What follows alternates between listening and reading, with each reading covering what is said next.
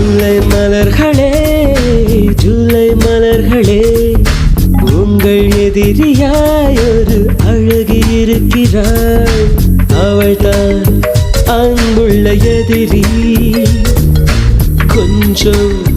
குறும்புள்ள எதிரி எனக்கும் பிடிக்கின்ற எதிரி எனக்குள் இருக்கின்ற எதிரி